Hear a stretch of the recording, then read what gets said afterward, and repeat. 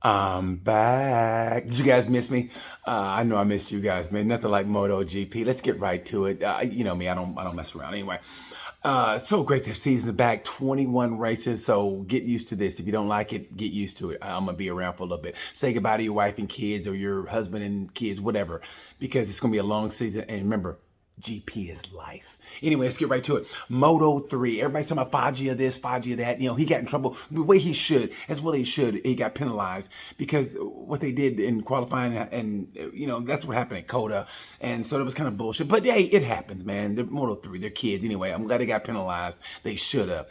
But for the season, let me tell you something. I think Moto 3 is gonna be wide open, and I'm gonna put my bet against Sergio Garcia. I love Garcia. This kid is a good kid, and he was pushing. Every time about him and Afagia and Augusta, Sergio Garcia was pushing Acosta also. So anyway, I see Sergio Garcia. But let's get to the race. Rider of the race goes to Mino. Mino, God bless that kid.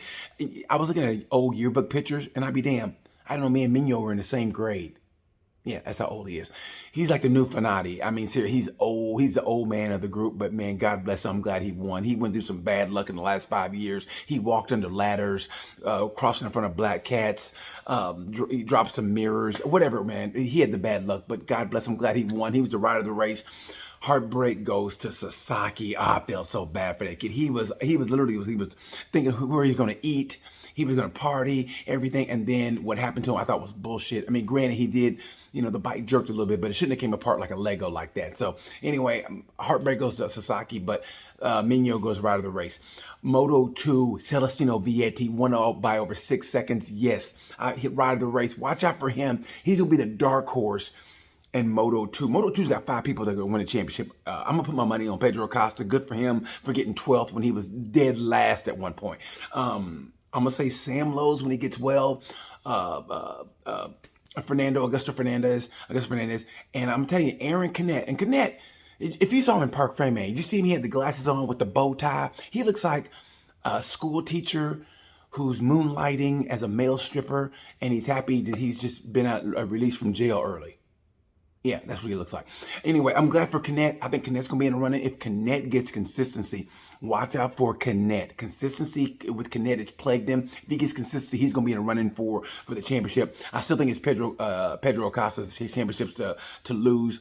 Because once he gets it, oh, he's going to get it. Trust me. Rider of the race goes to Celestino V80. 6 second winning advantage. You got to go to him. Heartbreak goes to Ogura. Ogura almost lost it. Luckily, he ran into Augusto Fernandez and it righted him. So he's the heartbreak of the race. Let's just go to MotoGP. MotoGP, how great was to see the big bikes on the grid. Let me tell you something. I thought it was kind of a clairvoyant. I never use big words like that, but it was kind of clairvoyant as somebody mentioned about too many electronics. They mentioned that to Marquez. And he goes, yeah, it's kind of too many electronics. You know, it's good for some things, but in other words, you know, just leave it to the riders. And it came back to bite Ducati in the ass because Ducati has led in electronics, but for the race, it bit him in the ass. Did you watch the start? I don't know about you guys. I'm a dork. So when they're going to start, I literally go like this in front of the TV, like this. And when I saw the start, Mark had a good start. But if you watch all the Ducatis, it's like they bogged down at the same time. It was a weird kind of Independence Day, kind of like the aliens like zapped the power from them. But they all kind of, remember Jorge Martin kind of did this and Miller went up and it was weird. All the Ducatis, just, it was weird, man. So ride of the race for Ducatis. I'm going to say the ride of the race. I'm going to call him the Peking Beast in Nia Bastianini because he was the king duck. Let's walk up in the Peking Beast. And Peking is always the best duck dish, and he was the best duck out there. He's the Peking Beast in Nia Bastianini, the ride of the race. And heartbreak of the race goes to the other 4 Ducatis. I mean, seriously. I mean, I felt so bad for Miller. No fault of his own. The electronics came back and bit him in the ass, and it wasn't his fault.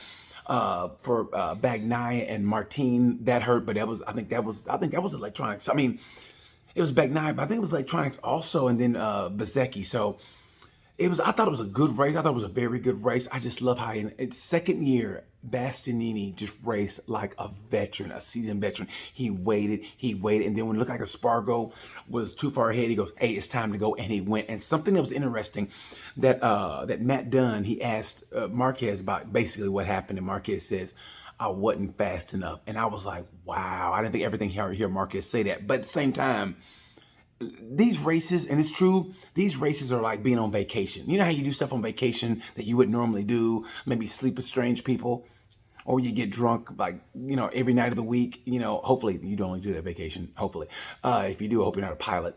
But it's like, it doesn't really count. Whatever you do on vacation doesn't really count. That's what Qatar is going to be like. Man, the league is definitely going to be like that.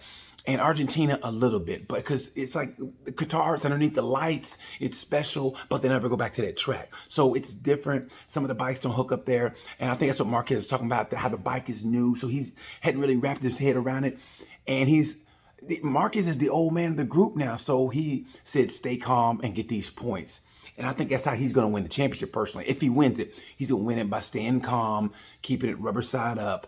And it's great to see. And I'm going on a limb here. I'm going to say Paul Espargaro might be his strongest teammate he's ever had, because when he went to Repsol, Danny was kind of on a downslope. I hate to say it, but a little bit on the downslope. And Marquez was the rookie coming in. So I think Espargaro, he's happy. He's got that 1,000,000-watt smile.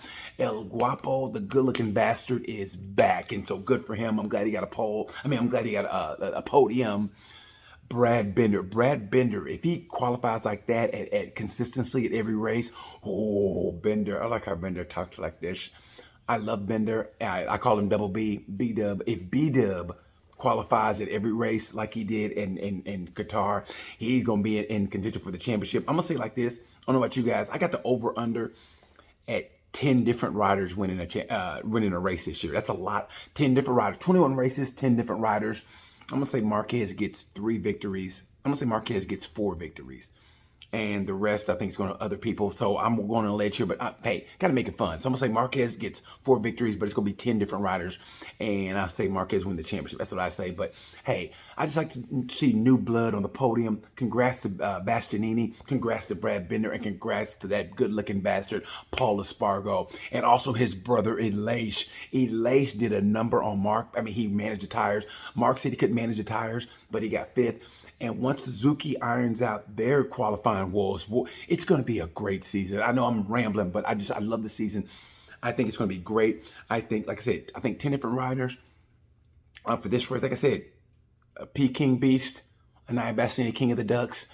Heartbreak goes to the rest of the Ducks, the rest of the Ducati team. And also, Quartararo, I hated that look he had. He had that look on his face like, hey, there's nothing else I can do. This is basically a jalopy. You got me racing a jalopy against, it's like racing an 82 Bug. Remember the movie Herbie Love Bug? It's like racing Herbie Love Bug against the Fast and Furious cars. That's what that's like.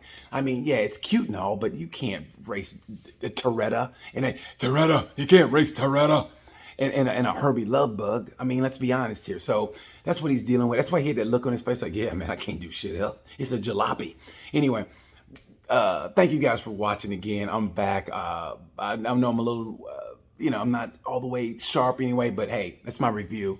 Thank you so much. I give the whole race weekend, even though we were hungry for it, I give the whole race weekend. I think I give it an A-. Good racing in all 3 classes. And I think it's going to be a great year. So anyway, I'll see you guys at the end of the league. And thank you so much for watching. And it's BTC. And you know the word. Peace. Oh, by the way, if you guys want to see my podcast, which is Tales from a Gemini, you can watch on YouTube also. I interviewed Nikki Kovacs from Hungary. I'm not going to lie. That was a good interview, a great interview. She's also a moto journalist. If you get a chance, watch that interview. It was a great time. She's awesome. I think you'll like it. Anyway, thanks again for watching. I'm BTC. And you know the word. Peace.